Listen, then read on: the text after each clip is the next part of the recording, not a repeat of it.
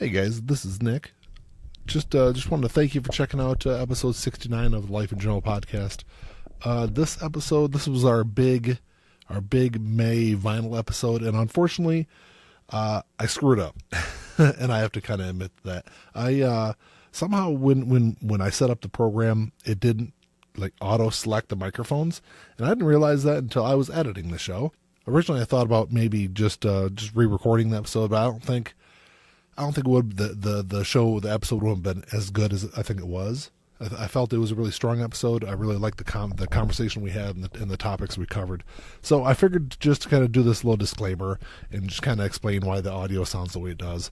Hopefully you find it still listenable and you enjoy it. And that's about it. Enjoy the show.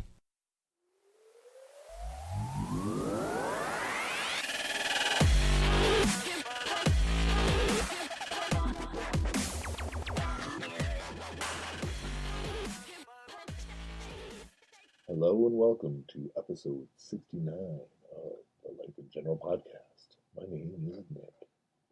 My name is Ian, and I'm very creeped out by that. Why was that creepy? I don't know. It was like, old 90s, like, smooth jazz. Like, what was that? Alan something. He was always on the radio. Yeah, that's what I'm thinking of, but like late night, like Yeah. CD, like smooth jazz kind of like radio talk. Yeah, from the like 90s and late 80s, early 90s. That was my poor attempt at like the movie guy voice. No, you had a more like intensity to it. Oh, That was okay. yours too mellow. Too mellow. Yeah. I don't know. I'm sick, so maybe that's why. That could do it too. Ian was sick there for a couple episodes, and now I've been. Yeah, more than a couple. I've been sick like half the run of the show. It's like I don't know what it is this year, but I feel like I've been sick like almost the whole 2019 so far. Well, you did have that stomach thing, didn't you? Yeah. That stomach thing. Oh yeah, well, like passed out in the hallway. And all that. Right. Yeah, that was great. Yeah, I just keep getting like Puking my guts out head at work. colds. I've had 2 head colds so far this year. Well, one was a head cold, and one was like a sore throat kind of thing. Gotcha. You know, but that's not uncommon. It's uncommon for me to get it twice in a season, but both times I got over it really fast too. So I usually don't. I wonder if mine's like sleep related or non-sleep related. Oh, I mean, your body, yeah. Because I like since this semester started in the beginning of the year, I've slept like shit. I've had days where I get like, no sleep at all. 3 hours sleep, and then I go to class, and then I work a 12-hour shift, yeah. and then, so. Your immune system will suffer from that. For So sure. maybe that's what it is. Now that the semester is over, thank God today was my last day of class. Yay! I get back to, no shit. But, well, anyway, any questions or comments, you can email us at lifeingeneralpod@gmail.com. Check us out on Facebook. On Twitter, we are at LIGpod. Shows on iTunes, Podbean, Google Podcasts, Stitcher, Spotify, pretty much everywhere. Yep, it's there. So Find it. Go check out the show. Still smooth jazz God creepiness. damn it. The smooth jazz. See, yeah, that's perfect. You could totally be a 1990s jazz like radio Sweet. guy. Can I go back in time like 25 years? Yeah, you wouldn't have made that much money. No one listened to it. Yeah. But what was that guy's name? Alan Alban or something like that, wasn't Did you talk about the movie guy? No. The guy that did the damn Smooth jazz guy? Yeah, he did like the easy listening channel. Yeah, well, it was smooth jazz. That's what they call it, smooth jazz. And it was fucking. But I would put him on. He would put me to sleep at night. Oh yeah, absolutely. But he had that CD like, I don't know. It just had an 80s vibe to me. You know, something you pick up from like an 80s softcore porn movie or something. Oh, Jesus. I hope not. Yeah, well, I mean, just, you kind of associate like the Skinamax movies to it. At least that's what I did. So it's time for our music episode? Our big vinyl episode for May. Yeah. Well, music. I mean, it just consistently been vinyl, but it's more of a music episode. I mean, my plan is that it would be vinyl related, but okay, like it works for me. Yeah, I mean, gotta love the vinyl. It's something I enjoy talking about. It's something that takes up a big chunk of my what little free time I have. Yeah, and bank account. More of my bank account than it should. Right. But so today we're going to talk. Obviously, we're going to recap Record Store Day 2019, which we both participated in. We're going to talk some record cleaning. I got a list of upcoming releases for May. I got some stuff that I found recently in my record digging. And then we're going to talk some original pressings versus reissues, which I don't know why, but it's been like a kind of a hot topic on the vinyl. Well, and I can see why, because some of the notes, I have notes, people. Yeah. I came with prepared. Well, they're not notes. They're notes. They're not notes. You just printed off. You printed off some damn pages off the internet. Ian. Yeah, but I read it. Like, see this? Look, I'm going to turn this around. I'm going to scroll through the 4 pages of hand typed notes that I have. Yeah. So yeah. But hey, ultimately, I'm more prepared now than I've been for most of the episodes. Exactly. So, and this is a pretty good summary. I don't need anything more than this. That's true. That's true. And you know what?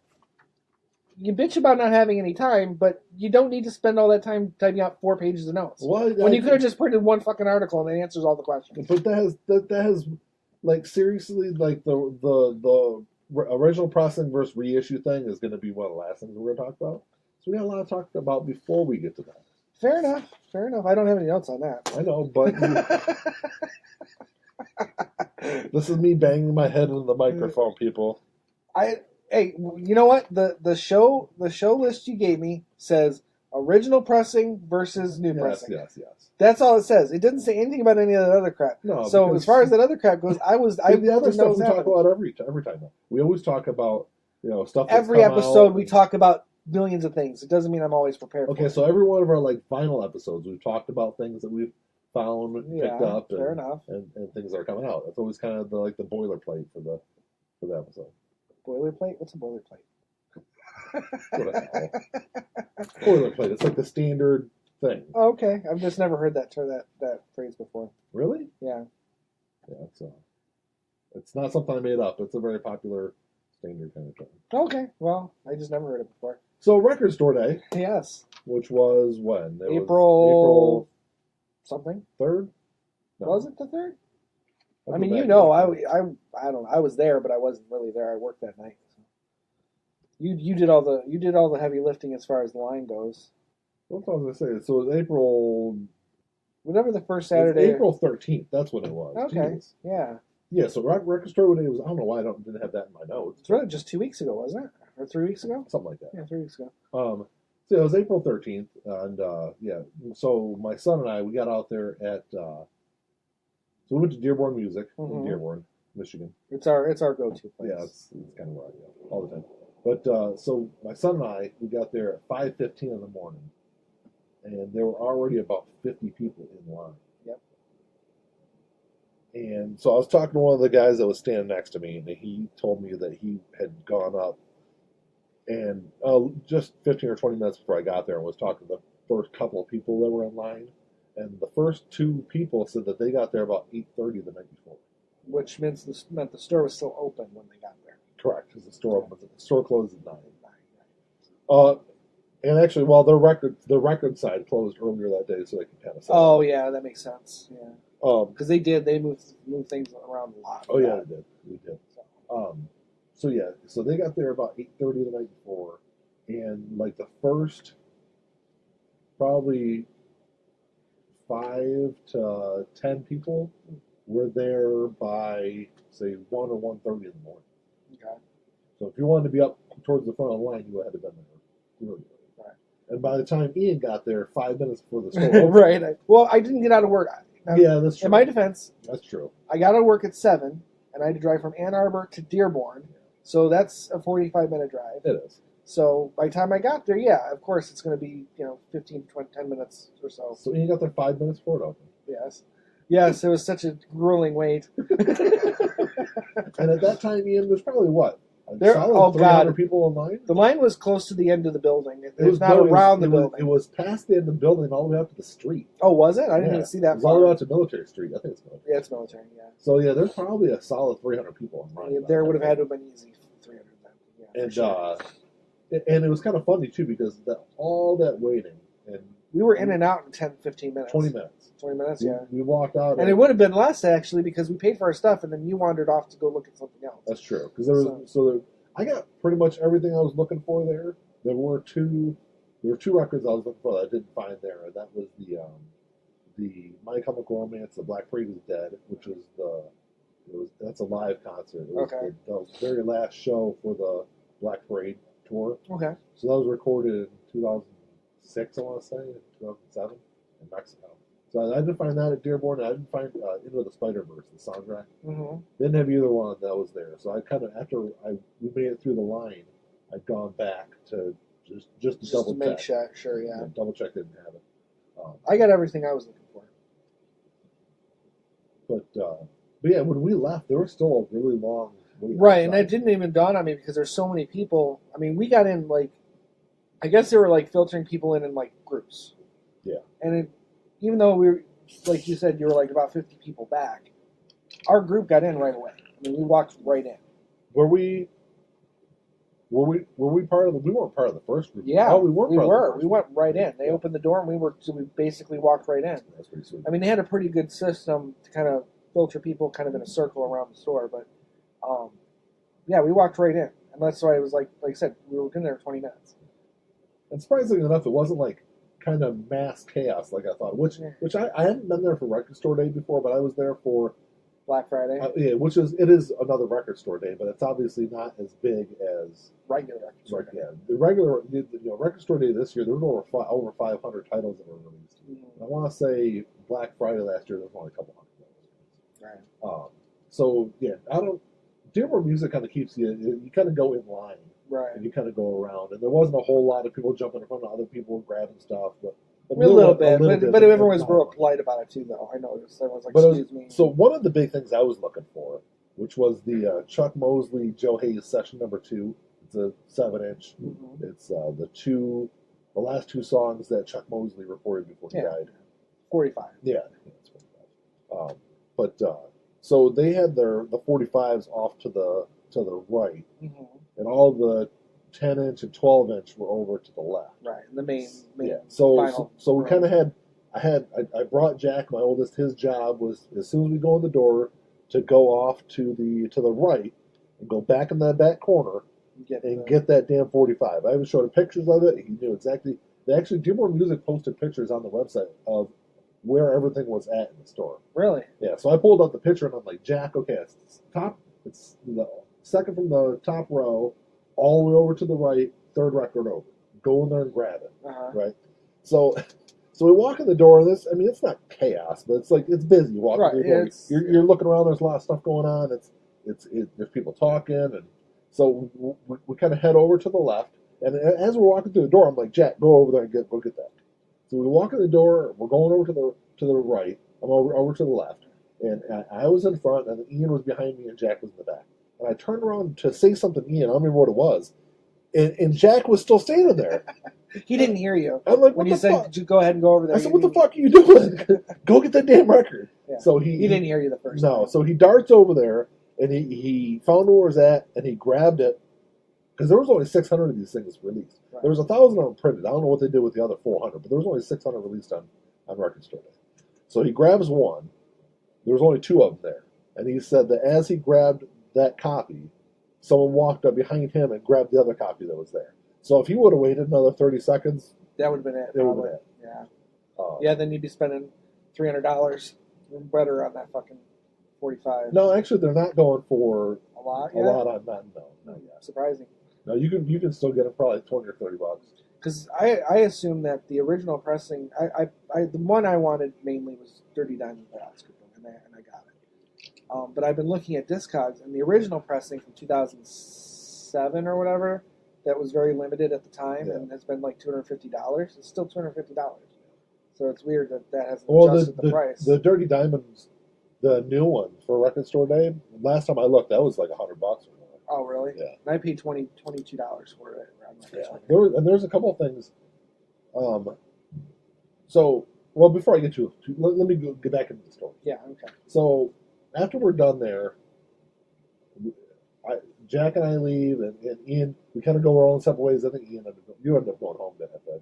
After we got our stuff there, because I got everything I wanted on, in Dearborn. Yes. So my list was small. So I was still looking for those two records, and Rock of Ages is in what, Wayne? Garden City. And so for our Garden City listeners, we don't really think that. Well, Garbage City. Whatever. Right. So we probably don't have any Garden City listeners. So we go over to Rock of Ages. We pull in we stop and get breakfast. Yeah. Then we go over to Rock of Ages, and we get over there probably 9. Yeah. Probably, yeah. Well, if you stopped to get breakfast, it might have been closer to 9:30. No, it was probably because we just ran to McDonald's, right? Oh, okay. So I want to say it's like right about 9 to get there, and we're sitting there, and there's like 2 other cars in the parking lot, and no line. And I pull in, and there's like 4 people standing in line. And I was like, man, it's like what time they open? Because everyone opens up early. You would think, yeah. So I pull up Rock of Ages Facebook page, and it said they were open at 11. I'm like, how the fuck is that possible? I said, no, they can't. That's their normal store hours. They got to be open at like 9:30 or 10 o'clock or something. I was like, if that's the case, we'll just stay here and wait. So I get out of the car and I go over to the couple of guys standing in line. I'm like, hey, what time are they open? They're like, oh, they're open at 11. I said, well, shit, I'm not going to stand here till 11 o'clock because Jack had piano practice at 11. Mm-hmm. So and you had to work that night. Yeah? Oh, I did have to work that night, yeah. So you had, by 3 o'clock, you had to be at work. So. Yeah. So I have to leave my house at like 2 o'clock on the weekend. Right. To get there. So we're like, well, hell, we can't stay in here and wait for this. So we get in the car, and I pull up on Record Store Day's website. You can go through the head. You can type in your zip code, and it'll bring up all the record stores in your area that are participating in Record Store Day. And I was like, well, hell, there's one right in Ypsi. Mm-hmm. Ypsilanti's right on the way home. Yeah. So I'm like, sweet, we'll just stop there and see what they've got. So okay, sweet. So we head on over there. It probably took us half an hour to get to Ypsi. Would you take straight through Ford Road, straight down Ford Road? No, we took 275 to Michigan Avenue back. Gotcha. Mm-hmm. So we get there, we pull up. I'm looking at the address, and I was like, well, where the hell is this building at? Where's the store at? So I'm looking around, and I pull up their page. Well, no, they've been closed. They closed permanently. I'm like, well, how are they listed on Record Store Days? Because they were probably on there last year. They're on there last year. So I went to a store that doesn't exist anymore. Right. So I was like, well, I still want to find those 2 records. We still had a little bit of time. I'm like, we're close to Ann Arbor. I'm just going to shoot over to Underground Sounds, which is a big record store in Ann Arbor. Right. And we get there. I illegally park because I don't want to pay. Because if you park in the parking structure, walk all the way over there. It's going to waste a bunch of time. Right. And I had to leave. I had to leave from Ann Arbor by 10:30 to get Jack to piano practice. Yeah. So we're standing there, and we probably stood. They opened up at. I want to say they opened up at 9. Mm-hmm. So they opened up an hour after. Right. They opened up an hour after Dearborn Music Hall. But also, you're probably pushing an hour since they opened too. When you got there. Correct. Yeah. So it was probably 9:45 or so by the time we got there. So we're standing there. We probably stood there for almost 45 minutes. So it was almost 10:30 at this point. And so they've been open for like almost an hour and a half. And the 45 minutes or so we stood there, and I don't think we moved 2 feet. Really? So I don't know what was going on. I was like, shit, we can't stay here any longer. Right. There was probably still 150 plus people in line ahead of us. Right. I was like, well, shit. If your line's not moving. It's not moving. So I was like, screw it. I'm gonna have to. So I brought Jack home, drove back out here, dropped him off at home, and then I ended up going to Culture Clash Records, which is in Toledo, which we've been there before. Right. I picked up a couple records there before. Yes, and I mean I've been there before, and I thought it was a pretty decent little place. It's not huge, but I felt like they had a pretty good selection when we were there. Yeah, it wasn't bad. A lot of nothing for the used, but they had very little used. A lot. You can get the new stuff there. Yeah, absolutely. So I get there. There's a pretty decent line. There's probably, I don't know, 20, 30 people in line ahead of me, and I'm standing there just bullshitting with the people in line around me because what you do. That's what I do. That's what most of us do. especially when in records. I can talk records with just about anybody. So but it's just social animals. So we go in there, and like as soon as I walk in the door, it's like boom, boom. I see both records I was looking for because I didn't think they'd have either one of them. At this point, there's like, and that's pretty cool. They had like radios. They had a radio station out there. They had food trucks. They made like a big event of the whole day. They had games and stuff on the parking lot. And it was pretty sweet. So it was like as soon as we walk in the door, it's like boom, boom, grab both the things I want, and look around, picked up a couple of other records, and I get up to the register and I'm paying for my food, and they're like, "Oh, hey, since you bought something, here's a paying for your records, so paying for your food." Oh, I'm sorry, yeah, paying for my records. They were like, "Hey, so here, since you bought some records, here's a ticket for a free grilled cheese sandwich at the food truck outside." Sweet. So not only did I stay in line, found what I got, and got some free food out of the deal. Yeah. Next year, I don't know. I mean, do you risk just going there, or do we just maintain our Dearborn music? I'll probably just go to Dearborn music. Yeah, and then use the other one as a backup. Because it's I'll probably go directly from Dearborn to Toledo. Yeah. There's because Dearborn, I know that they're gonna. I doubt Culture Clash would have had that Chuck Mosley. Right. I don't know how many of the other ones they would have had. I don't know if they would have had the Jethro Tull North Sea Oil 10-inch. So I ended up getting the Weezer Teal album. Yeah. I got the Bohemian Rhapsody double picture disc soundtrack, which I haven't listened to that yet. Mm-hmm. I got Serial Killer soundtrack by Green Jelly. I got Woodstock '94 Green Day by Green Day, which I got to. Which I listened to today. That's awesome. Is it? I haven't listened to mine yet. Yeah, I listened to that. I got U2's Octung Baby, which is in the record store day release, but I bought that in Toledo. Mm-hmm. I got The Black Parade is Dead by My Chemical Romance. I got the Into the Spider-Verse soundtrack. I got Into the Fires, which is the double EP by Greta Van Fleet. Mm-hmm. I got the North Sea Oil 10-inch by Jethro Tull. I got the Doors London Fog 10-inch, which I haven't listened to that yet either. And then I got that Joe Hayes session number 2, which I've been waiting because I want to plug in my computer into my record player and digitize those 2 tracks the first time I play it. So that's why I haven't listened to that one yet. So I managed to find everything I wanted and ended up being pretty. Your list was heavier than mine. I got everything I wanted to. I got it all Dearborn music. The Jethro Tull 10-inch, obviously. Alice Cooper Dirty Diamonds. Green Day 94, Woodstock. And then the Greta Van Fleet. Yeah. So those are the ones I wanted. And I got them. So, I mean, that's... Have you listened to your Greta Van Fleet? Yes. Did you have... So I had a bunch of skipping issues with mine. Like, and when I say a bunch, I mean it skipped probably a good 6 times plus. Right. And that's right in the first song, I'm assuming? No. It was over the course of the album? Yeah. The last song on each side, I want to say, skipped quite a bit. Okay. No, but you had warned me about it before I listened to it, so I did a good, proper cleaning. Gotcha. So I actually ended up cleaning mine twice. Okay.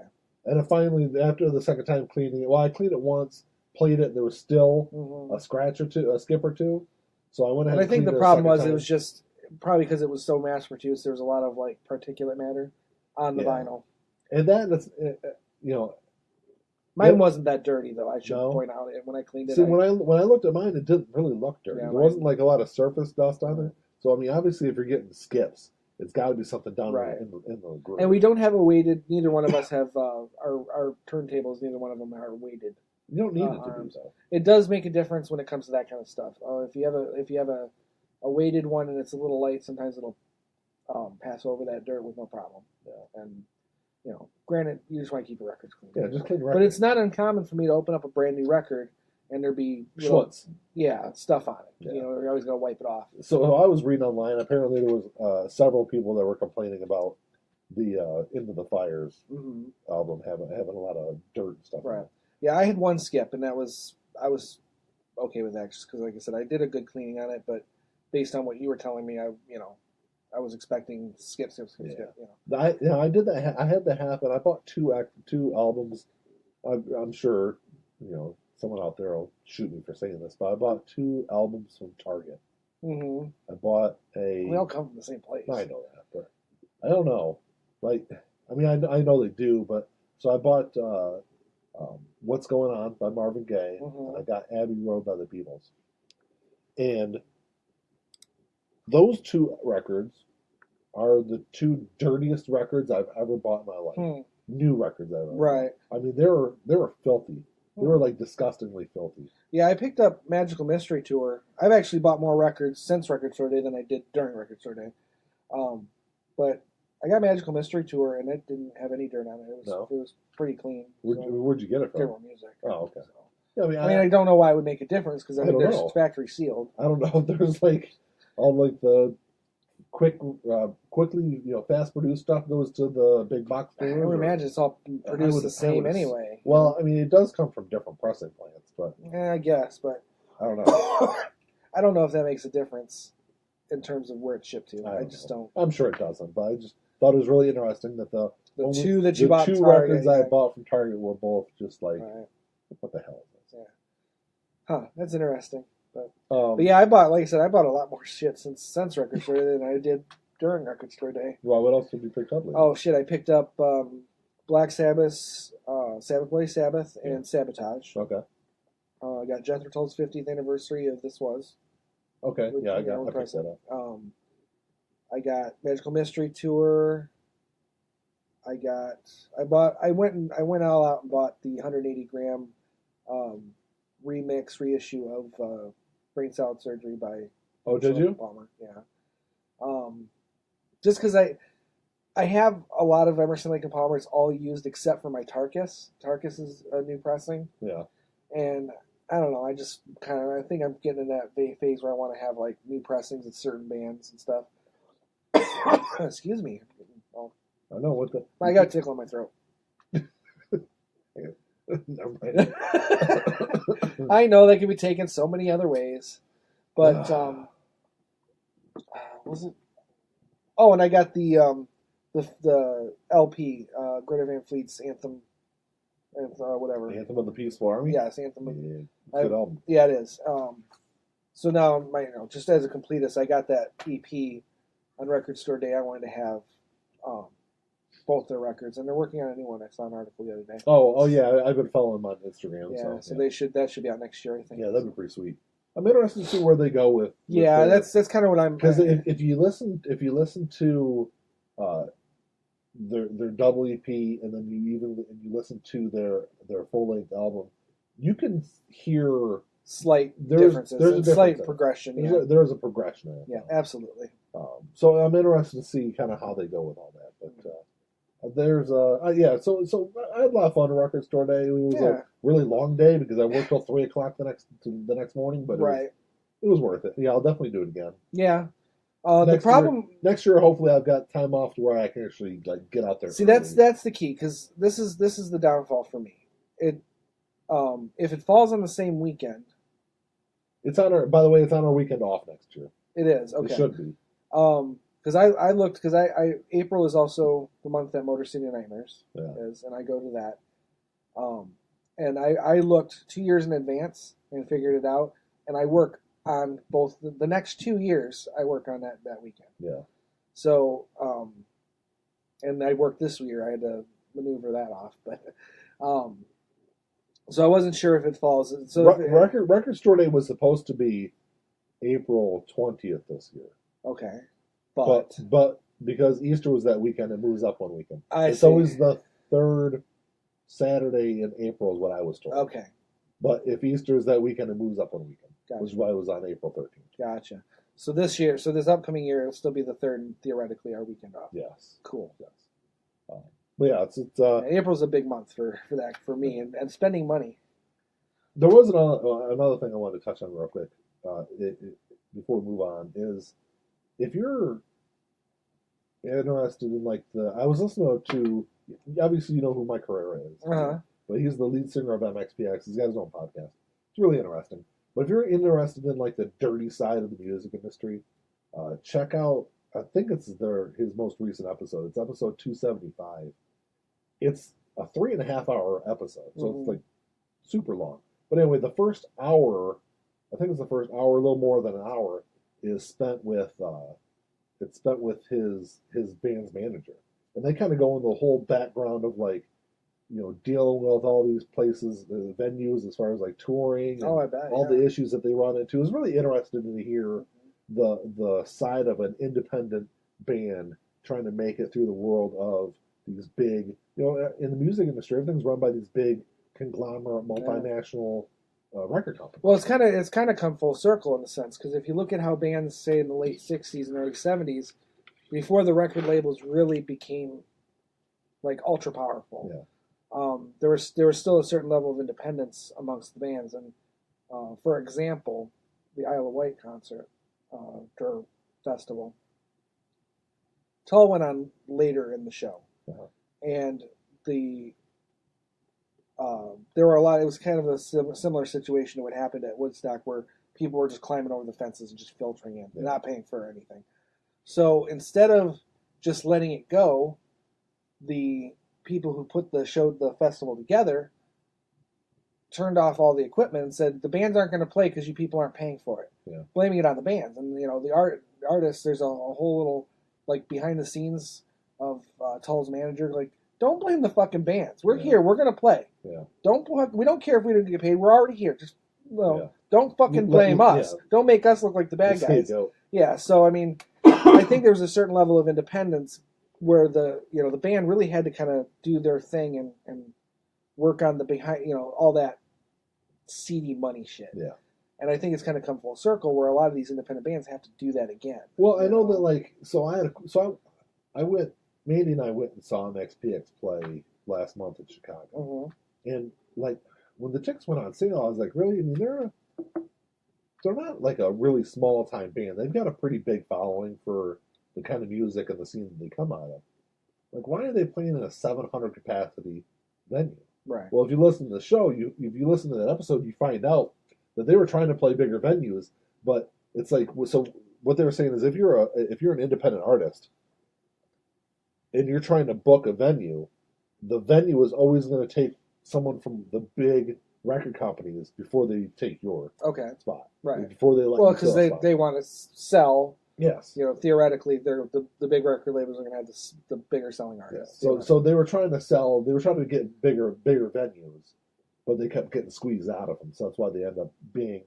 So they were going to play the show in this venue a couple months back, but they even got squeezed out of that date. They couldn't get a date ironed out, and then I don't remember the name of the venue, but they called MXPX's manager and like, look, we got 2 dates in this month.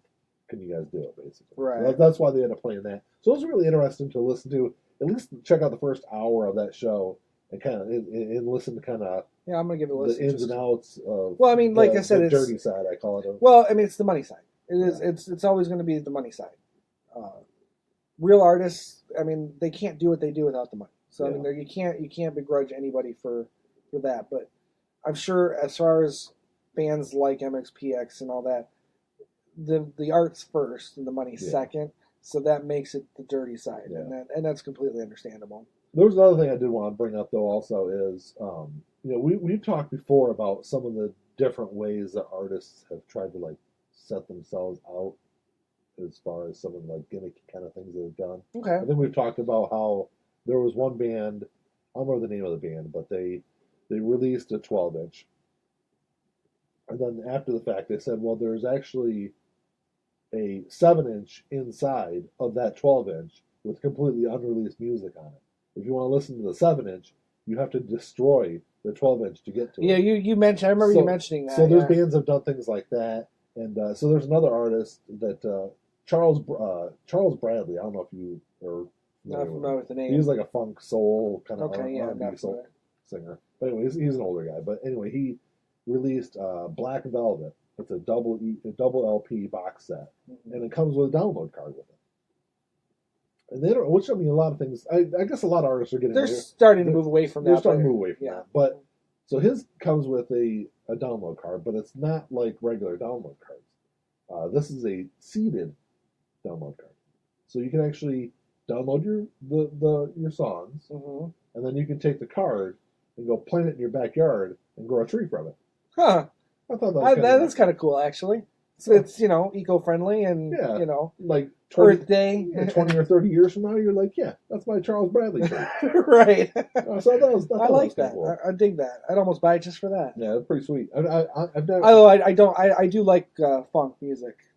For the most part. Yeah, a lot of it's really good. I haven't. So I'd never heard of the guy before. So until I heard that, when I heard about that, I actually looked him up and listened to it. But yeah, it's like kind of funk soul kind of. Yeah, I can dig it. That genre, but. But speaking of, I did want to get into record cleaning also because the whole Greta Van Fleet thing. Right. Real quick though, I just want to point out I've mentioned Robert Johnson online. I haven't had a chance to watch it, but Netflix has a new documentary about him. Oh, really? And it looks really good. So I just wanted to throw that out there and. I'll check it out. Yeah. There's somebody we work with that's a big Robert Johnson fan. I don't remember who it is though. Oh, you have to let me know who it is. And we were talking about it, and I was like, "Oh yeah, Ian likes me," and I told him that we had gone to Third Man Records, and he picked up that. I don't remember who I was talking to though.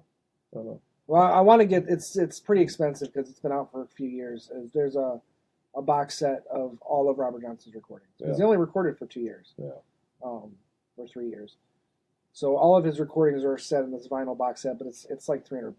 Well, I think it's 3 records. I think it might actually be 3 separate discs, but and it's really it's that it's like much? $300. Yeah. I mean, at least it was when I looked at it a while ago. But well, I know that Coltrane just released. Well, his kids released a new box set. Mm-hmm.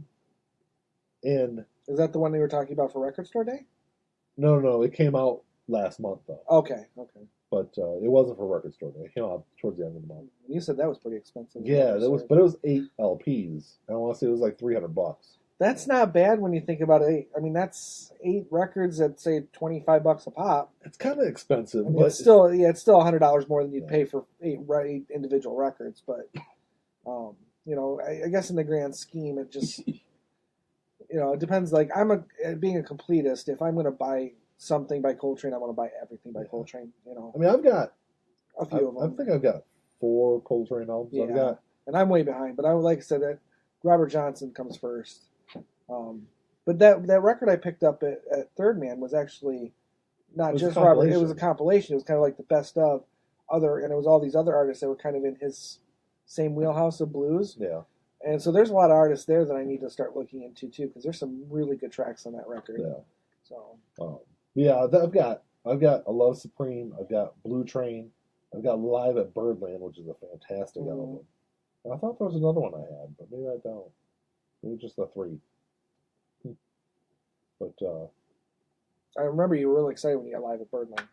Oh, I got it's John Coltrane, Duke Ellington. That's yeah. That's I got. That's the 4th one I got. Like because I was just putting. So my records that I don't let my kids touch are in red sleeves, and I put those 3. I put those 4 in red sleeves too. That's why I was thinking. I don't know if the kids would go for that. They probably won't, but considering they've listened to some of the stuff that you and I kind of grew up on, and maybe even after we were into our 20s and 30s, and they're like, that's old people music. It's not the point. It's just if anyone if they're, because I've told them before, I said if your friends come over, you guys listen wherever you want. Right. Just don't touch any of the ones in red. Yeah. So. Yeah, that's fair enough. But so speaking of Greta Van Fleet and having to clean records, I am a very bad record collector because I never really clean any of my vinyl. What helps is I buy my stuff from Dearborn Music, which all their stuff, clean it. They before, clean it. Yeah.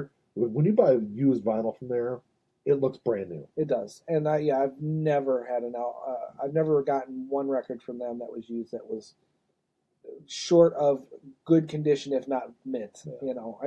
That's the other I forgot. I picked up Pyromania. Okay. As well, used. I swear to Christ, this aside from maybe just a little bit of wear on the jacket, it looks fucking brand new, and it was $7 at Dearborn Music. I mean, you can't fucking beat that. So after the whole Greta Van Fleet thing, I ordered this Groove Washers kit, and I listened to another podcast. It's called The Vinyl Guide.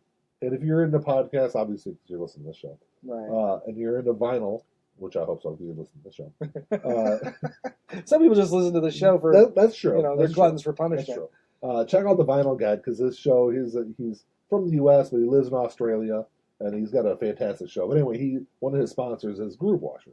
So I'm like, sure, I'll order one of these kits and check it out. And this stuff is fucking fantastic. Yeah, it was a nice kit. You showed it to me. And it's for all the reviews. I mean, I haven't read anything negative about the stuff. But anyway, if you're looking for a good cleaner out there, I've used this stuff and it's awesome. But before I did that, I was like reading around other cleaning issue or ways of cleaning and things like that, and I came across two that I found somewhat interesting. There's one I think I might know. I remember seeing it a long time ago. One guy uses a shop vac.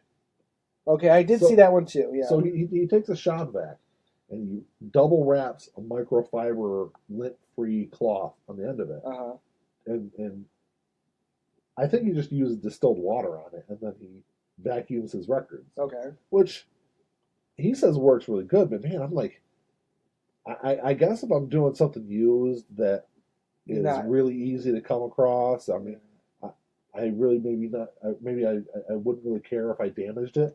But if I'm trying to clean like my Everybody Biologic, which is extremely rare, right, and really hard to come by, it's super expensive. Super expensive if you do find it. Currently, I think it's going for $1,000 on Discogs. Oh wow! I'm not going to use a vacuum, which I can easily scratch the record. I mean, you see where I'm going with that? I mean, it just seems like just why risk it when you have when there's professional type. Even like kits. The sting cleans and things like that you can buy for $30. Those freak me out because they just remind me of like those disc grinders. I mean, I just worry about. I'm like the sting cleans are supposed to be. I guess they're supposed to be pretty effective. I mean, I haven't heard too many bad things about them. I mean, I guess it's more hand manual, so it's not like electric. But those disc grinders, man, those are garbage. Yeah. So the other interesting one I saw was wood glue. Yeah, that's the one I saw that like 7-8 years ago. Yeah. And I'm like, really? That works? And I'm thinking that just why would you want to risk that? And I watched a bunch of videos on it, and I guess it seems to work really well. Yeah. But you have to be very careful what kind of glue you use. The glue, and then you have to be very careful not to get any of it on the label, because it'll tear that label off the record. But well, I mean, I think that goes without saying, though. I mean, there's but I mean, most records have a pretty thick run-out groove. Yeah, they which do. is the You're groove around the label. Mm-hmm. And that's the one cool thing about the Groove Washer kit I got. It came with a foam cover that goes over the record label, so you don't get the record label wet. But yeah, so I mean, I was reading some of these comments, and people were asking about using Gorilla Glue and things like that. Oh God! Like, I mean, I wouldn't even use the wood glue. If you're listening to this and you're thinking about doing this, if you can see it on YouTube. Just make sure you never use anything with a high bonding rate, right? Because records are polyvinyl chloride. It's PVC. Yes. Okay, Gorilla Glue will melt it. It'll melt right into it. Right to PVC. Yeah. If you use Gorilla Glue on your record, it's destroyed. It'll never work. It'll never work. Yeah. So from everything I've seen, people are either recommend using Elmer's glue or Tight Bond 2. That's the one I'm familiar with. Tight Bond 2. Tight Bond 2. I would never do it. I'm just gonna buy. I would rather spend $60-$70 on a good cleaning kit and do it that way than the glue. I don't trust myself, and I don't want to risk any of my records. Yeah. Even the cheap ones. I would probably never do it either, but I've seen there's hundreds of reviews talking about how people say this is the best way to clean your record. But I mean, go on YouTube and you can watch the videos of people doing it. There's tons of videos on YouTube. And I've also seen people say that they use non-scented hand sanitizer to clean it. But I would not recommend that because the chemicals in hand sanitizer, I would assume over time could ruin the vinyl. I have a titanium ring, and you should see what the hands because it corrodes it. It corrodes it. It corrodes mine too. That's why because we have to use it at work all the time. Next time you're in a hospital, look at the hands of the nurses. Yeah, they're all wearing silicone rings because hand sanitizer corrodes it after a while, and also it makes my skin peel. Yeah, it does. Mine too. Okay. Under the ring. Under the ring. Yep, mine too. So I would never recommend using hand sanitizer on I'm assuming there's a certain level of alcohol in the cleaning solution that comes with the kit. Yeah, I don't know. Groove Washer doesn't release their Ingredients. Okay. So I would imagine that there's a certain level of alcohol maybe there, but hand sanitizer is not just alcohol. It's lotion and aloe and all this other junk. And I don't know. I'm there's a lot of like DIY and home remedy type stuff that people do all the time that work fantastic. I don't trust myself to do it right, and I'd much rather just, I swear by Groove Washer. I will never. Obviously, I shouldn't say never, but as far as I can see, I'll probably never use anything different. Yeah, it just. I have a cheaper kit that didn't come with all that stuff. I'm gonna pick up the Groove Washer one. I'm gonna go. And granted, I got the biggest kit they have. I want to say. Did you say it was like $65 or something like that? Yeah. So and I know like right now, Vinyl Guide, they're running a promo through his show. If you do Vinyl Guide 10, you get 10% off your order. Oh, that's not bad. So I might unsolicited promo through right. But going back to the wood glue real quick, the only thing I can see as really a downside to that is, and it's got to be a time-consuming process. It does look like it. I mean, it's obviously you smooth all the glue on there, and then you've got to let it 24 hours. Yeah, you got to let it dry until it's like clear, and then you peel it off. But man, they say it pulls up everything off the record. Yeah. They said it clears out all the pops and hisses and everything on the record. That's what I know. The videos I've watched, they do like a before and after with the record, and it does awesome. Sound better, absolutely.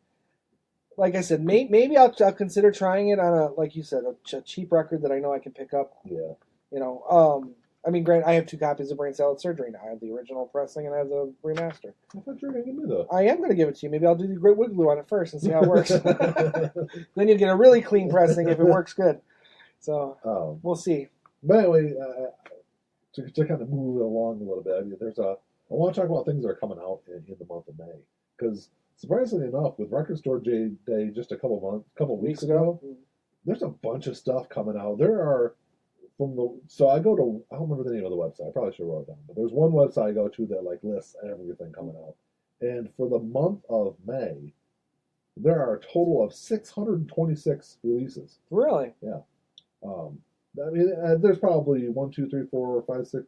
There's probably like 10 or 11 that I was going to say maybe less for me. But... I would think would be notable to me. Right. So May 3rd, I'll just kind of go down week by week. So May 3rd, which is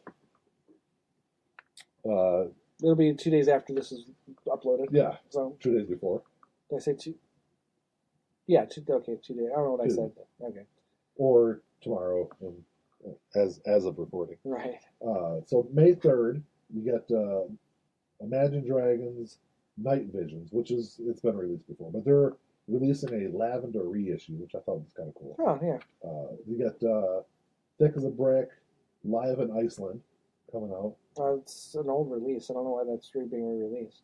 It hasn't been released on vinyl. Yeah. Well, they're re-releasing it then. Okay. And really, because when I looked up, I couldn't find it on vinyl at all. I just haven't bought it because I've got the Blu-ray of it. Gotcha. Video, so for what it's worth, Ian Anderson's voice isn't that great. It's not bad for where it is, but and it's a really good show. But I didn't need both the Blu-ray and the vinyl. They're re-releasing that, and then they're releasing Many Faces of Prince, which is a various artists tribute type thing. Okay, yeah. So that comes out. So there's 144 releases coming out May 3rd. May 10th, there's 202 releases, which is actually a lot for the month. Mm-hmm. Actually, it's the highest for the month. And it's got one I've already pre-ordered. It is Plus 44, When Your Heart Stops Beating, which is a fantastic album. If you're a Blink-182 fan, right? It's 2 of the 3 members of Blink-182. Yeah. And so I've already got that on pre-order. Hum's "You Prefer an Astronaut" is I'll be picking that up. Yeah, and you're gonna pay a lot less than what I paid for my version, which I just bought mine. What, a month ago? It wasn't that long ago. Yeah, a month and a half ago. Yeah, I paid a lot more than I probably should have. But you didn't think this was going to happen. I mean, no, I didn't think they were going to. No, and they're reissuing it on green vinyl and on this really cool looking gray vinyl too. So, and I think if you go to, is it RCT or SRT or something? It's three initials. It's an online record store. You can pre-order it through there for like $25. Oh, okay. I'll wait and see if Dearborn has it. I kind of want to. A lot of this stuff, I'd like to try and promote the brick and mortar stores. Oh, yeah. You know, before I go online. There's a lot of like exclusive stuff that you can only get online. Right. Yeah, I want to say I paid like close to like $70 for it. Yeah. Yeah. Good job. And mine's the like 2000. That's like a 2013 reissue. Oh, really? Yeah, So it wasn't even like. Well, they probably didn't press it on vinyl originally. Oh, did they? Yeah, they did. Yeah. What year was that? 95? 95. Yeah, I guess they were still pressing some things on vinyl. May 17th, there's 98 releases coming out. It's there's not a whole lot. They got Hang Ups, which is the gold reissue by Goldfinger. Okay. Which is a pretty good album if you're a Goldfinger fan. Mm-hmm. And then A Place in the Sun by Lit. I don't know if you remember Lit. Like, I remember them. I don't remember liking them that album was pretty good for. I mean, it was like the only album of theirs that actually was pretty decent. Right. May 24th, you got 96 releases coming out that day. You got that week. You got the whole Steve Miller Band catalog. Looks like it's coming out. Really? Yeah. I'm not a big Steve Miller Band fan, Neither but am I. you know, it'd be interesting. I don't even think I'd ever own any of them, but you know. I mean, I almost bought a couple of them used, and then Stray Cats' new album, which is called 40. It's celebrating their 40th anniversary. And it's new material? Yeah, or? it's all new. Oh, it's wow. New album. So I'd be interested. I might give it a listen just to see it before I buy it, though. I'll check that out. And then May 31st, you got 86 releases coming out that day. You got Tenderness by Duff McKagan. I don't know if it's a reissue or I don't know. Yeah, I don't know. I don't know if we've seen that in his catalog before. So I don't know if it's new material or not. That's coming out that day. And then Cracked Review by Hootie and the Blowfish. Yeah, I was never big on Hootie and the Blowfish. I don't mind those kind of like, I don't know what you'd even call them. College rock is what I call it. Yeah, college rock or like singer-songwriter rock kind of thing that like the Counting Crows is. I mean, Counting Crows transcends all that anyway, but...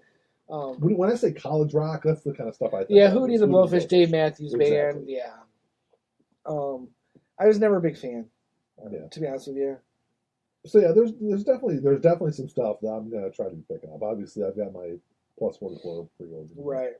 I'd have to go through the list and see. I mean, you probably know my taste and would have mentioned anything like you did the whole thing because you're probably not going to buy that Iceland. No, I think it's worth buying Iceland. But as far as like interesting things I found this month, I don't know if you. I haven't come across anything overly exciting. I mean, like I said, I picked up quite a few records this past month. For me, a lot. You know, I bought like 15 records this month. Which, I like how you prefaced it by saying for me. Right. Well, I mean, you've bought 15 records in a sitting, and I usually buy like 2 or 3. I bought 15 as this month. I don't think I've ever bought 15 in one setting. Yeah, maybe not. 8 to 10. I know you bought 10. I probably bought 12 or 13. You bought 10 when we went out to Third Man. You bought 10 records that day, and I bought 8. But I think I bought like 15 this whole through the course of April, which is for me a lot, really. I'm a collector, and I continue to go and buy, but I'm also very frugal with my money. I don't like spending it. I like spending it on stuff like that. I just feel like I don't know. I've like buyer's remorse no matter what I buy. I get buyer's remorse when I go to the fucking fast food restaurant. Well, yeah. I've been poor. I'm glad I don't have that kind of. Yeah, I've been poor most of my life, so when now having money, I don't want to. Yeah, you know, I know. You know what I mean? My wife would probably kill me if she ever found out how much I spent. She doesn't listen to the show, does she? No. Okay. No, she probably does. I don't know. She'll hear that and just go, "Yep, I probably shouldn't listen. I probably shouldn't find out." Especially when she hears I spent like $70-some on one record. I did find a couple of interesting things. So I like one of my guilty pleasures is musically is White Lion. I don't know why. Oh yeah. But I'm a big White Lion fan. But mine's Europe. Okay, so I found Big Game, which was they're like third. Was that the big one with When the Children Cry or whatever? No, that was Pride. Okay. So Big Game came out after that. So Pride was their second album, and then Big Game was third. Third, and okay. then Main Attraction came out after that. So I found an original pressing from 1989 of Big Game, and I thought it was in excellent condition. The cover on it looks awesome. There was like one little bend on the corner. Right. I mean, other than that, it's great. I also found and we were just talking about this, an original pressing of 1984. Okay, yeah. Which I got mine from Dearborn Music, and it's the same thing. Yeah, but that's a great copy. And then I picked up Kind of Blue by Miles Davis, and it's... Is it used? No. No, brand new? It is... If you haven't heard Kind of Blue, and you're a jazz fan, you got to check it out. It's an absolutely fantastic album. But anyway, I picked up the 20... What's that? In the Silent Way. The article I printed out mentions... For your quote-unquote notes? Yeah. Okay. Miles Davis record in a short way. I was curious because I knew it was in the notes, but I wasn't sure if it was that one. But so yeah, kind of Blue is a fantastic album. Actually, Coltrane's on it too. Okay. So I got the 2013 mono version. Okay. And so I've been trying to find a good copy of this used for a while now. And every time I come across one, it's really fucking expensive. A lot more than stereo or mono or just in general. Either or. I didn't really care. So I got this mono version, and I got it at a really great price. And I got home, and I cataloged all my vinyl on Discogs. Yeah. And if you go to... And I'm going to eventually. If you go to discogs.com/user/NickFowler11, you can see all my records. Yeah. But anyway, so I go on there and catalog it, and I'm looking at it, and this thing is going for like 4 times what I paid for it. Really? Yeah. Wow. So I was like, I thought that was pretty sweet. Yeah. That was a great find.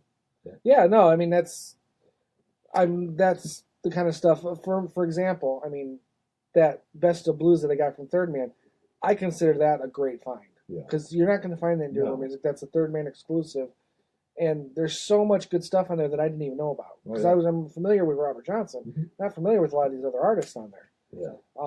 So I mean that's kind of what that would be my big find. But that was back in March we went. Yeah, something like that. Yeah. So I mean, I get it. I'm more the blues. You're more the jazz. I get. It's just I'm kind of noticing a bit more. Yeah. And so real quick, I didn't have this in my notes. I wasn't really planning on talking about this, but I went to Dearborn Music. So every Sunday morning they release all their like new used stuff for that week. So and they put out a video Saturday night of what is going to be out the next day. So I saw the video, and there really wasn't anything I saw that really caught my eye. But I was like, yeah, you know what? I haven't really been out there since before Record Store Day for their Sunday releases.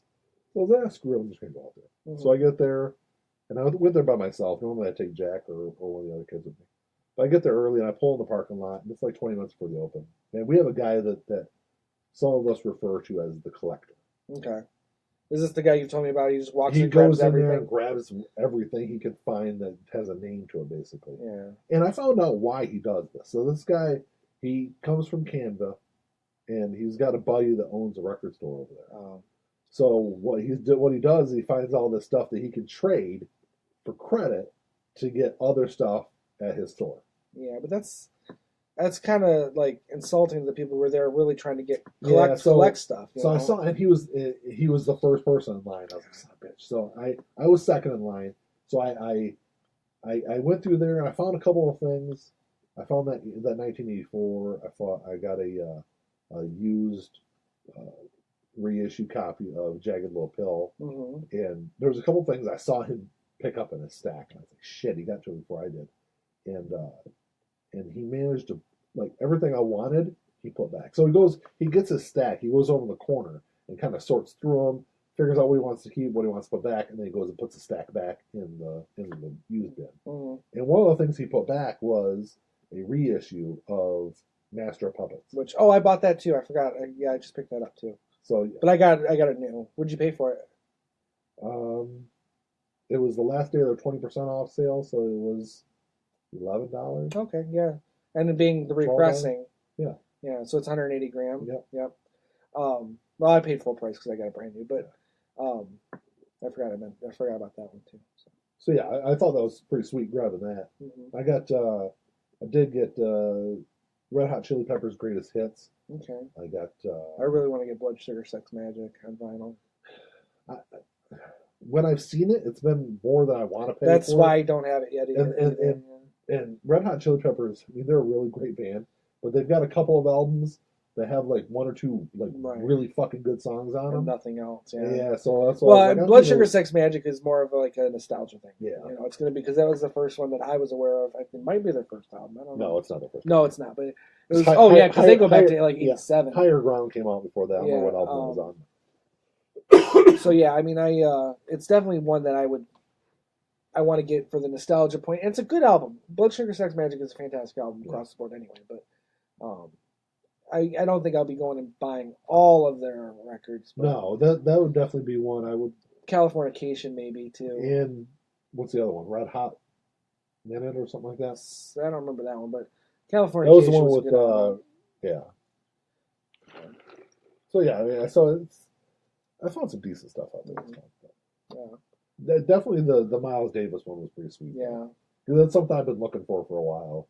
And like those are the finds that make even, you know, I mean, you go, you collect, you're picking up stuff. You're like, oh yeah, I get Beatles, I get Metallica, whatever.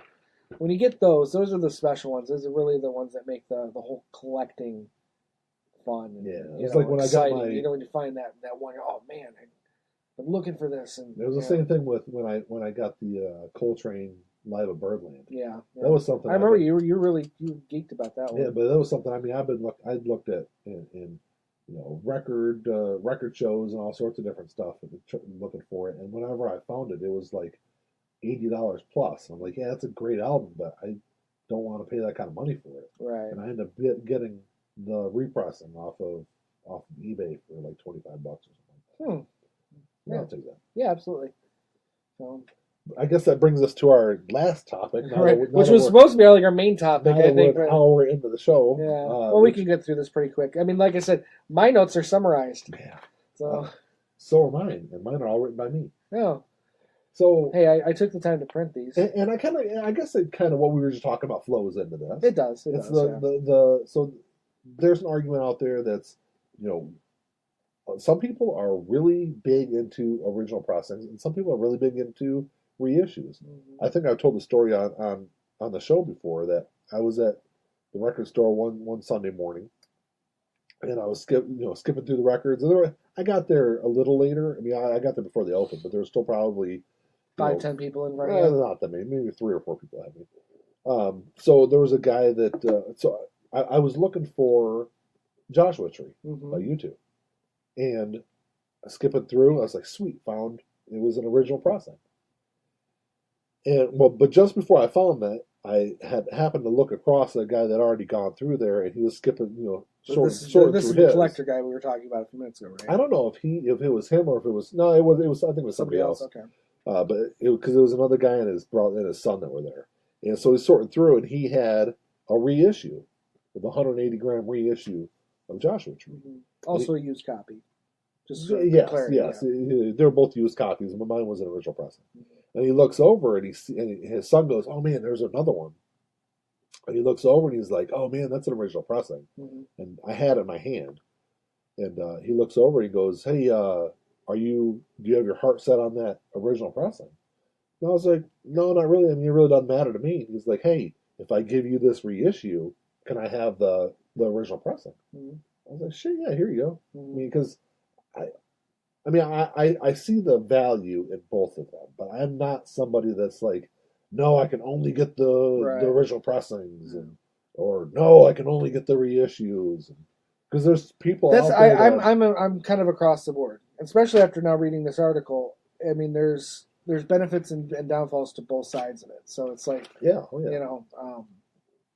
for me, it's just a matter of the material, whatever's on it, the music that that it is.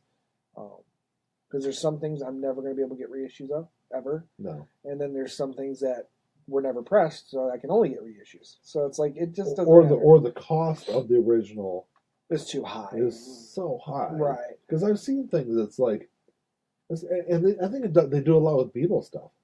I've seen just your basic, second pressing of the White Album go for $60-some. Right. Or $70.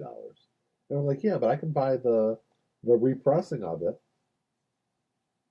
for half of that. Right. You know, and $35. surprisingly, mono generally goes for more than the stereo version, Yeah. which I don't understand. But Well, I know there's a mono market out there. There is, and then you know, I don't have a big issue one way or another with stereo.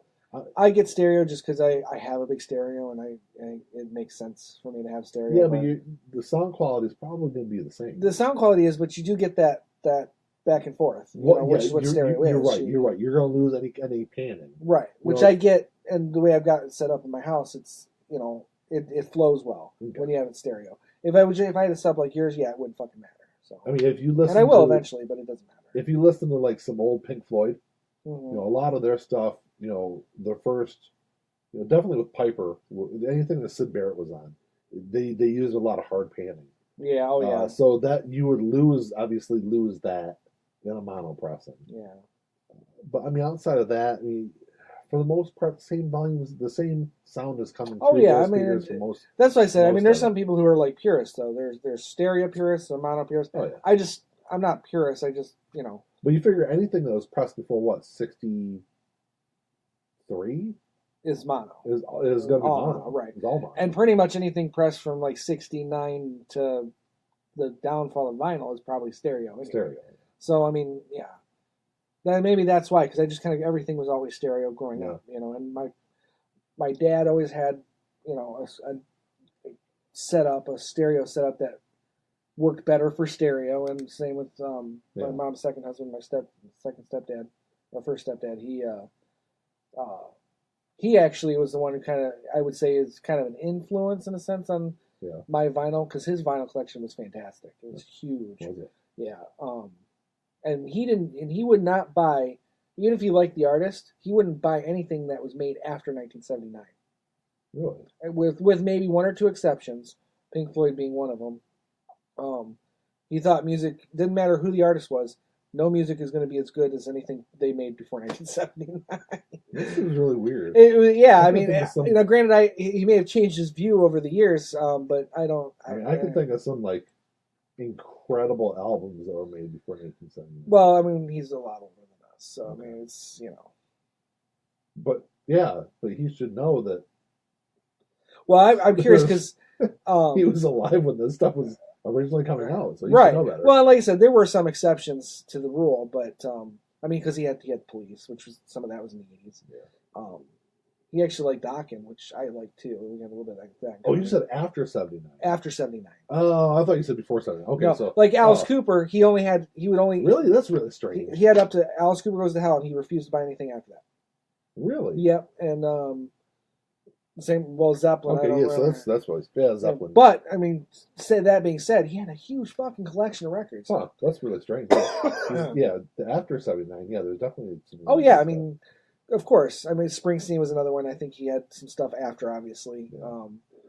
I know he had had the E Street Band live box set that came out back then. It was huge. And then some Pink Floyd stuff like that live album. Delicate Sound of Thunder. And all that. So, I mean, I need to pick that up. Yeah. I want to get Momentary Lapse reason because I do remember liking that album a lot. And Division Bell's coming out. Reissue of that's coming out. It's $60 if you want. Why? They're not releasing just a regular. I'm not spending $60 on it. It's a good album. I'm not spending that much on it. At least that's all I've seen is just the. Because what I saw in the article was just it was the record. It was nothing. It wasn't a box set or anything. So maybe they are. Well, no, it's just the record. But I've seen it's on blue vinyl. Who's going to spend $60 just for blue vinyl? There's people out there that do it. Not me. But anyway, I forgot where we were going with that. I don't know. Oh, just stereo and mono. That's what we were talking about. But anyway, back to the difference between original pressing. Well, I was going to say, one of the things I think of that's a positive for reissues is if you're getting an album, and I know we've talked about this before.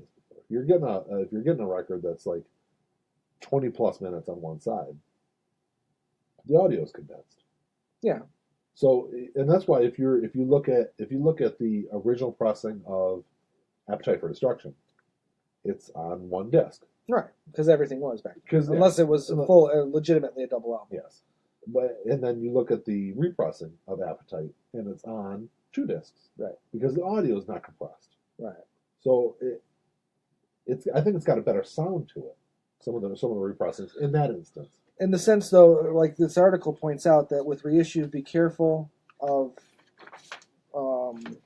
where it's sourced. Yeah, well, where it's sourced too.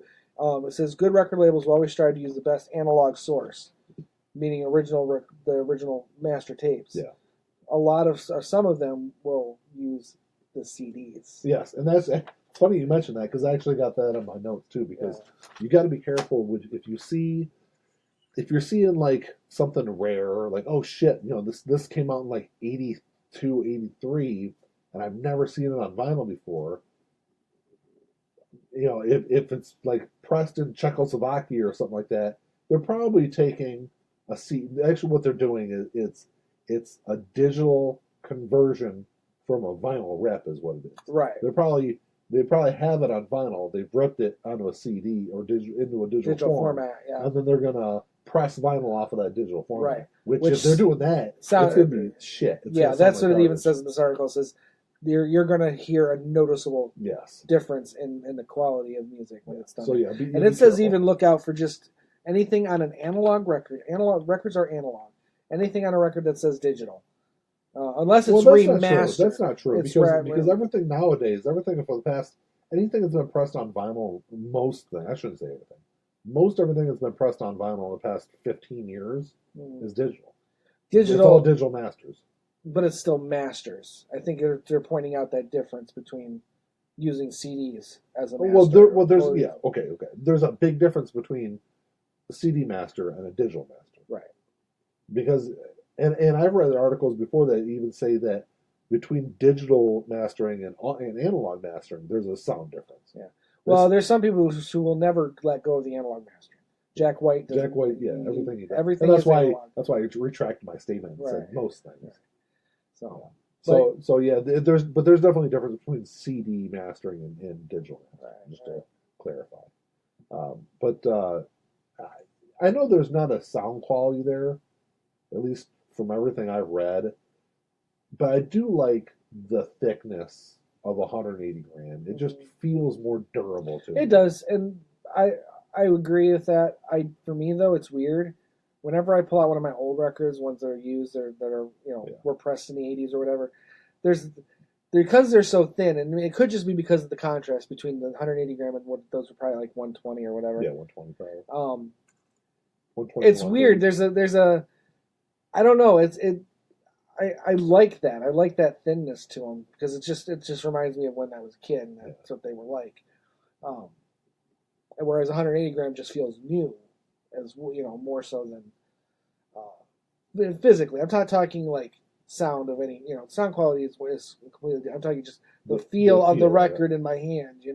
When I pull it out of the sleeve, and it's just there's something weird about that 120 that I like, but I understand why they do 180 and why it's a better way to go as far as durability. I think, but there's no sound. No, but I mean some people say, well, the grooves are a little deeper, so you get a better sound. I was gonna say. I don't think they are though. They're probably not. The grooves aren't going to be. I think the grooves are the same depth. They probably have to be because otherwise you'd have to adjust the weight if you did have a weighted needle, a weighted arm. Maybe. You'd have to adjust your weight every time you change the record. Maybe I don't know. But going along the lines of thickness of the album, I was going to bring it up a little later, but I was going to talk about. I've never held one. Of what? Of the. Oh. I was trying to get there. Sorry. I've never held one, but the RCA Dynaflex records, which are supposed to have a really superior sound quality to them. This article questions that. Oh, really? Yeah. Because go ahead and talk about it. I'll everything I've read about it, they said they've got a better sound quality because the thinness of the record, RCA used virgin vinyl to press them. According to this, they did not. It was kind of a gimmick. A gimmick, but also, I'll just read this. It's like 2 paragraphs. The 70s still produced great records, but the global energy crisis impacted the way vinyl was manufactured. The music industry relied heavily on expensive petroleum for vinyl production. As a result, most labels cut costs by reducing the thickness and quality of their materials. Rather than using only virgin vinyl, they now began adding recycled scraps. Mm-hmm. The center labels were removed from old records, and the vinyl was then melted down and reused. Bits of paper were sometimes embedded in and around the edges, these wobbly new platters. RCA Records branded these as Dynaflex, citing innovation in vinyl production. But it was mostly an attempt. I'm just telling you what this article says. But it was mostly an attempt to put a positive spin on a flimsier product. Okay, well, Dynaflex, RCA started making Dynaflex records in the mid-'60s. Okay. I'm just, like I said, I'm just going by what this rock and they stopped making, and actually they phased them out in like 70 and 6. No, sorry, they phased them out in like 73 or 74, and stopped making them all together in like 78 or 79. Okay, well that would go in time. It does say there's a verdict on each one of these. It says. So yeah, I would argue against that. It says if you're interested in digging a bit deeper, just Google Dynaflex and prepare for a nerd fight. So apparently there's a lot of debate there. Okay, so it does say there's a fight there. Okay, so because I've read about Dynaflex before. Yeah, it had nothing to do with the oil embargo. It was just in general the reduction of quality, and the way this talks about it, it's like they're just spinning it to make it sound it's thinner, but there's a better whatever. It helped RCA sell Dynaflex during the oil embargo. But yeah, they were already in the process of phasing it out at that point. Right. Okay, well, I'm just going by what this article said about it. So, but yeah, as far as like going back to what I was talking to a couple minutes ago about the pros of reissues, I probably the biggest thing for me in generally, if it's like just like a casual album, I tend to go more towards the original pressings. But the one thing that kind of steers me towards reissues a little bit more in a lot of instances is the gatefold. The packaging, yeah. Well, because they're usually special editions or... Well, they've got to be... So the gatefold has to be bigger to accommodate the 180 gram. True. So I think it looks better on a shelf. Well, because you get the bigger spine. Yes. The, more legible spine. Yeah. For sure. So that makes sense, yeah.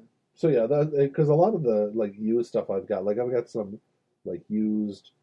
I think my used Pyromania, my used high and dry for sure has some tears on the spine. Which is that's the most common place you're going to get wear and tear for some reason. I don't know why. Just it's a seam split. It's a seam split, yeah. So yeah, you don't really get those with the reissues. So that's something that kind of, like I said before, it also looks good on a shelf. Yeah, absolutely. Yeah, I noticed that with my Alice Coopers because I've got pretty much all of those are now reissues. With only 2 exceptions actually, and those were 2 that will never be reissued, unfortunately.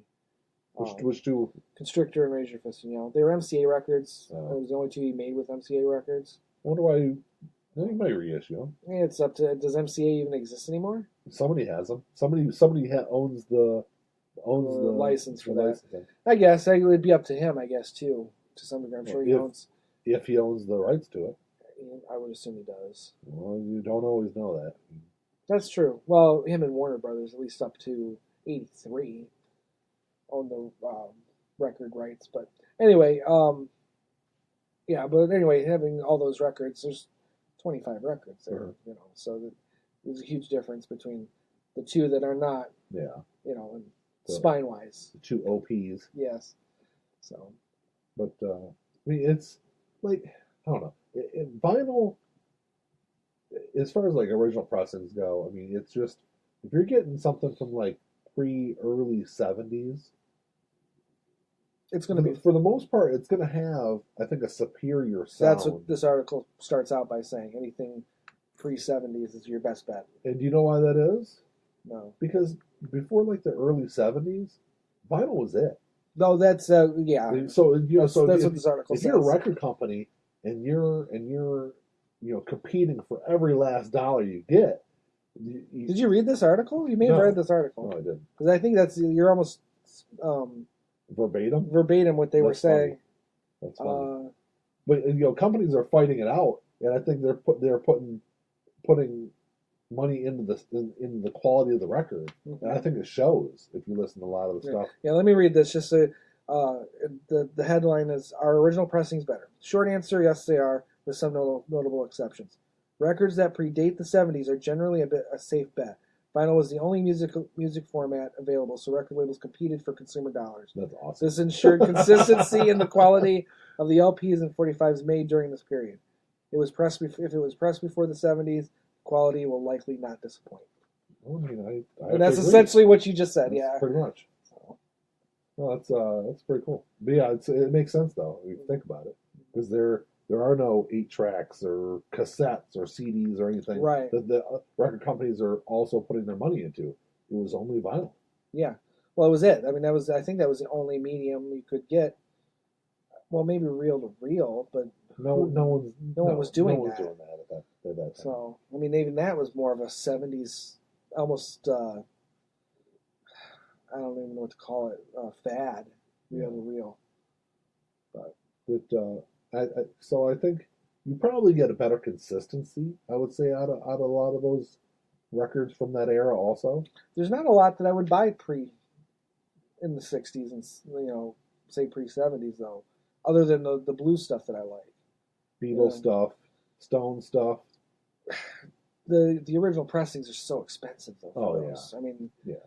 I'm just going to buy reissue, which, according to this, I mean, reissue is still better than anything in the 70s and 80s, but yeah, theoretically. I would agree with that. I guess the other thing is probably, like I said before, if it's kind of like a casual thing, I'll kind of lean towards an original pressing.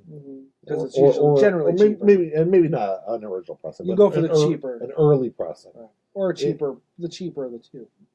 It's not really about the dollars with me, though. It's like... But if it's casual, is what I'm saying. If casually, you could pick up an original pressing or a second pressing or whatever, and it's $35, or you can buy the reissue, which is $22. Okay, yeah. You see what I mean? Yeah. If it's just a casual thing, it doesn't matter. But it's I don't know. There's a history to the original pressing. I don't know. A lot of people probably don't think of it like that. But it's like when I hold something, it's like, look, I can hold this record that was pressed 40 years ago. It's like, man, just think of all the people that this record has passed through their hands. Right. They've sat down and how many hours of enjoyment has this record? This particular record given somebody? And I think it's kind of cool to think of it that way. It's like, especially like older stuff from like the late 60s, early 70s. I've got some original pressing Doors stuff from the late 60s. Right. And it's like, man, think of all the joints this thing has been sitting in front of it. Yeah, how many high nights have gone by with this record being played? Yeah, someone put on the soft braid, man. Just well, I mean, away. You could probably get the resin off the fucking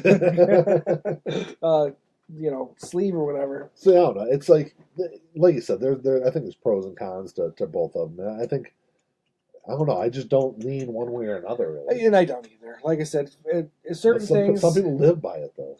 Certain things, certain artists, and really, it's not even about the artist. It's about where I'm starting out by collecting. So, I got a lot of my Jethro Tulls from my dad. He did not take very good care of them. Yeah. In the back in the day. A lot of people when he was we're talking his teenage years. So they're not in the best shape. They're scratched. They're worn. They're not in good shape. As a result, I would go back and would want to buy these records, used or not, just new, better versions, better copies than what I have. But they're also releasing them. They're reissuing them with additional tracks. No, not on the vinyl. The vinyls are all just the original track listing. Yeah, but the versions of the songs are remixed. They're remixed and updated by Steve Wilson. So there's a benefit to that. You're getting a better kind of I don't know if I'd say a cleaner mix. In some cases, you're hearing things better than you did before. Oh, yeah. In some cases, I think he made some mistakes, but gotcha. That's just me personally. Other than that, that's what's available. I could go back and buy all those used, cheap too, but since they're being reissued in new packaging with booklets, describing the album and everything and talking about the whole process. I mean, these books are and a lot of artists very, do that also. Very informative in terms of even stuff I didn't know about the time this album was made. Yeah. With all the band members at the time. and it's really, really good. So there's no point in buying the used ones when that's available. Yeah. Same with the Alice Coopers. There's some of those Alice Coopers that I would have been hard pressed to find, but since they've reissued them, I'm getting them. And then once you start getting these reissues, you want all of them to be reissued. You want to have this complete the set. Complete the set, exactly. So with Alice Cooper and Jethro Tull, that's how it's gone. Black Sabbath, same thing. I hadn't started buying the Black Sabbath stuff until recently, and it was all reissued anyway. So you buy one reissue, you might as well buy them all. I'm the same way. I've got almost all of Pink Floyd's catalog reissued, and I bought all of my reissues. Yeah, the 2017 reissues, and actually the couple that I had that were older pressings, I gave to you when I got the reissues. Right. So because Dark Side of the Moon, you can like throw a stone and hit a copy of that. Yeah, exactly. Well, that's the downfall or benefit to it selling so many copies in the first place. Yeah. But as far as that goes, yeah, it's like if it's not reissued, and I want it, I'm going to buy it used. Yeah. If it is, I'll depending on the cost. If it's a casual, I'll go with whatever the cheaper option is. Yeah. That's Pyromania.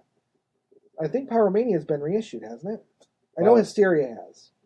So, but if I find a used copy of Hysteria, I'm going to buy the used copy. They were reissued in a box set. I know Hysteria has been released individually, but I don't think the other ones have though. Because if I can find a reissued copy of Pyromania, I will probably buy it.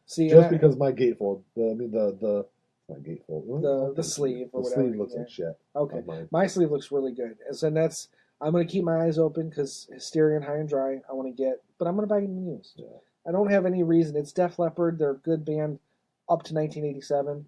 After that, yeah. I mean, Adrenalize was okay, but it was, yeah. But there's for me, it's 3 albums. There's no point. I already have one. There's no point in getting the other 2 reissued or even getting Hysteria reissued. Just get the original copies and be done with it. And I don't think it'd be terribly expensive. I haven't looked, but I'm sure a copy will fly through Dearborn Music eventually. Especially now that that other one's available. Yeah. So. I don't know, kids. That's it. That's all I got for the big vinyl episode. Yeah, it's a big one too. We're running almost an hour and a half. Yeah. I don't know, anything else to add there? Ian? No, I think that's about it, really. All right. Well, any questions or comments, you can email us at lifeingeneralpod@gmail.com. Check us out on Twitter and Facebook, and follow us on Podbean and iTunes and Spotify and everything else. Sounds like a winner. Winner, chicken dinner? Winner, chicken dinner. All right, well, until next time. Talk to y'all later. Peace.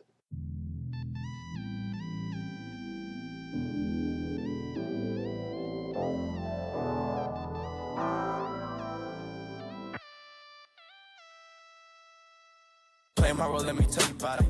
This shit right here, man, I'm about it. Only real niggas reside around me. Yo, old lady, drop a guard around me. Dip like I know you can, bitch. Show me the ropes like we in the ring. Got you two cobras, you wanna hang. Shoulder to shoulder, them niggas basic. You know I won't lie. You know that I ain't for that fuck shit. You niggas alright, but I'm way better and she love it. Know that y'all sick as fuck. Here go this tissue, bruh. We taking the dub, hoping you get you some. This hit like a pick me up. She taking my drugs. Know they see the sign. That's some dollar signs. Know they sick as fuck. Know they sick as fuck. Tell them get well soon. Tell them get well soon. Know you sick as fuck. Get well soon.